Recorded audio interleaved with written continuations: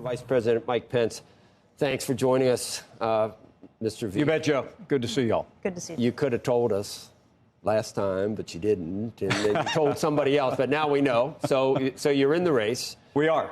We are. A unprecedented, kind of surreal situation that all of the candidates, well, on both sides, find themselves in. But the developments of this week make it a fine line that many of the GOP candidates are walking in how to characterize the developments of this week. And I'm talking about what happened with former President Trump. Well, first, let me say it's great to be back on Squawk Box. Good to have you, sir. With all three of you. And I went to Iowa last week and said that after a lot of prayer and deliberation, my wife and I made the decision to step into the race. I'm running for President of the United States because I think this country's in a lot of trouble. I think the Biden administration has weakened America at home and abroad. We have war raging in Eastern Europe, provocations in the Asia-Pacific.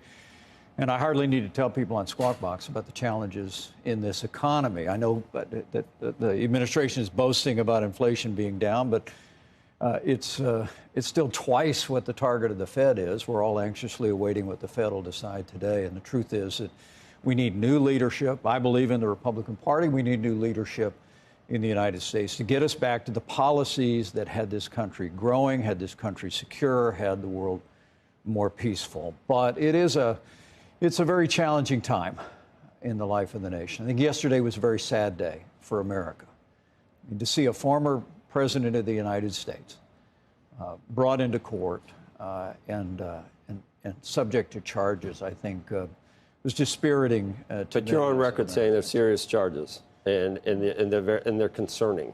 Well, look, no one's above the law, and we're all entitled to the presumption. That's the problem, though, of innocence. That's the argument from the other side. Is that some people that seems to be a two-tiered justice system. That's what the Trump supporters would say. Is there something to that? Well, of course there is, Joe. I mean, we lived through it.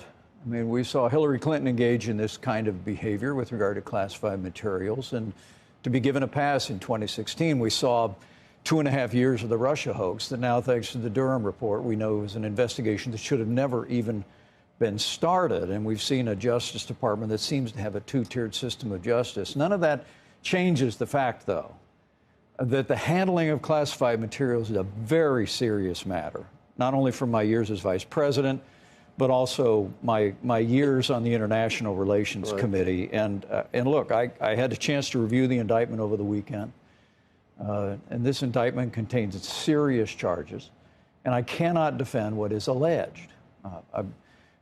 I will tell you, not only as a former vice president, but also my son's a Marine. My son-in-law is a Navy lieutenant. I mean, the very prospect that what is alleged here took place, creating an opportunity where highly sensitive classified material could have fallen into the wrong hands, even inadvertently, that jeopardizes our national security. It puts at risk the men and women of our armed forces. And as I said, I can't defend what is alleged, but the former president has a right to his day in court.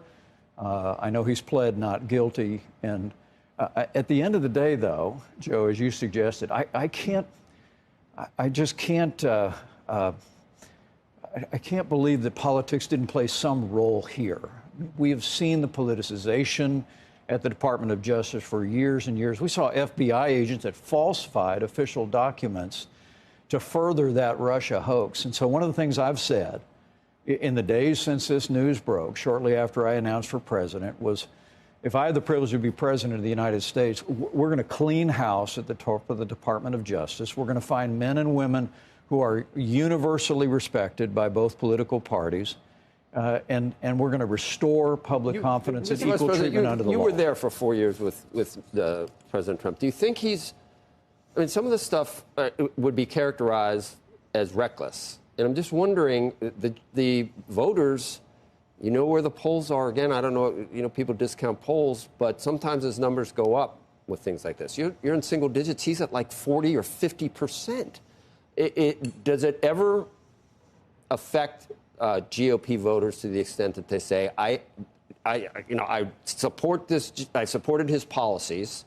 I've even defended him and said this is not right, the way the Justice Department seems weaponized, but I don't want him sitting in that seat again. Does that ever occur to voters? Is that what you're hoping for as a candidate? Well, no, I'm not hoping for anybody else to fail. I'm hoping to prevail on the basis of 20 years of experience. Look, I think our party needs new leadership, but I think our country needs new leadership. And I think this is no time for on-the-job training for anybody. I spent 12 years in the Congress. I don't know everybody in the House majority, but everybody I know is a committee chairman. And I know all the members of the Senate. I know governors around the country. I've been a governor. I've been a vice president. The magnitude of problems and challenges that this country is facing, Becky, I think demand that those of us that have the experience and the ability to lead and to make a difference step forward, and that's why I'm running for president. The Journal's lead editorial today is about the situation with former President Trump. They say he's his own worst enemy. They say the narcissism and wretched judgment are familiar but still hard to believe. That's a quote from this.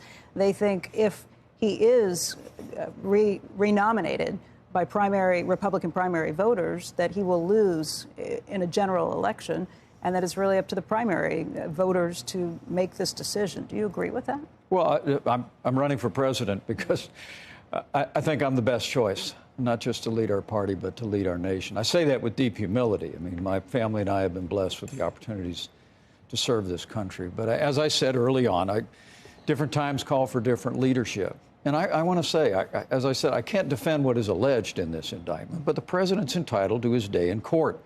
He's entitled to make his defense. We are a nation of laws and not of men, as the old saying goes. And I think this is a time where, as Americans, we ought to hew to our roots, to our commitment to the rule of law. I also think it's a pretty good time to remember to pray for this country, to pray for the former president, to pray for all those in authority, and really to pray for healing in our divided land.